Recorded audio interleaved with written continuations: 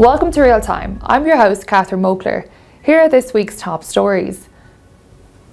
MSP Gillian Mackay has launched a public consultation on her buffer zones members' bill that seeks to outlaw pro-life activity and vigils around abortion facilities in Scotland. SPUC has promised swift action and mobilisation of supporters in response to the consultation.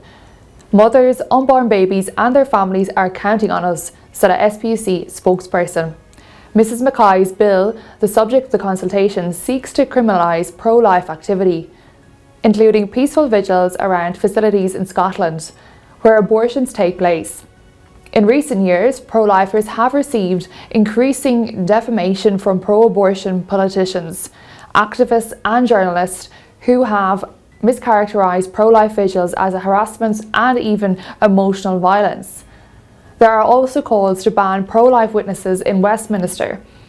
During a debate on the government's public order bill on Tuesday, Ealing MP Rupa Hook stated her intention to table an amendment that would introduce buffer zones. More on this in the coming weeks.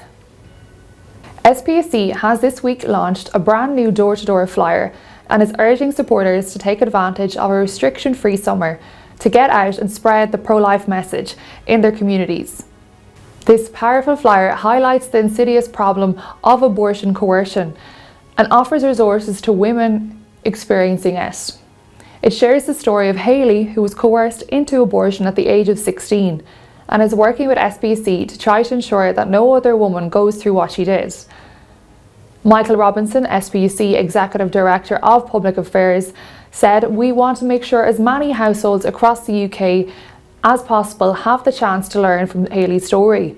One of the most effective ways of getting our message across is delivering it directly to households. If you haven't done door-to-door leafleting before, this is a great time to try. Just gather a small team and take advantage of the improving weather and long evenings." Copies of the flyers can be ordered at spuc.org.uk/coercion. In the States, pro-life pregnancy centres, churches and homes of conservative Supreme Court justices were targeted last weekend for protests, vandalism and threats of violence. Nevertheless, an attempt on Wednesday to enshrine abortion on demand in federal law was defeated when the Senate rejected the so-called Women's Health Protection Act by 51 votes to 49. Most of the media coverage of this story has been far from accurate, and some of it seems intended to provoke a backlash from the pro-abortion activists now engaged in a campaign of intimidation.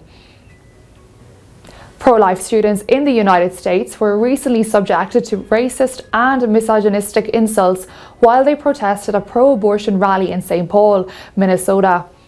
At the pro-abortion Bands Off Our Bodies rally in St. Paul, pro-life students stood up for the right to life of unborn children in the face of extreme verbal abuse, including racism.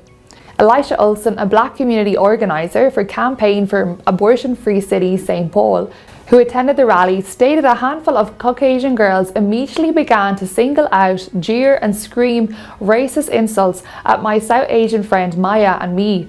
Despite both of us being women of colour, we were called white trash, white supremacists. The Dutch Council of State has rejected a draft Death Wish assisted suicide bill that seeks to extend existing legislation to over 75s who are tired of life. The Completed Life Bill in the Netherlands wants to expand assisted suicide legislation to elderly citizens who are not currently considered ill enough to request such an extreme measure.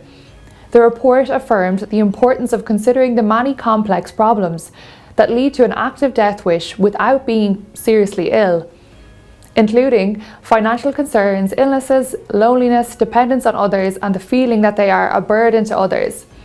In the end, the Council concluded that the bill did not sufficiently safeguard over 75s. It should not be considered unless it has been amended. 2-year-old Benjamin Shortland, who has Down syndrome, already has a blossoming modelling career. Benjamin has featured in Vogue and has recently signed with the modelling agency Zebedee. His parents Mark and Aram say that his modelling debut will help him feel more at ease with new people and places. Dad Mark says that it's just something nice for him to do and such a good opportunity for people with disabilities so that they can be represented. That is all for this evening's news. Thank you for tuning in. See you again next week, same time, same place.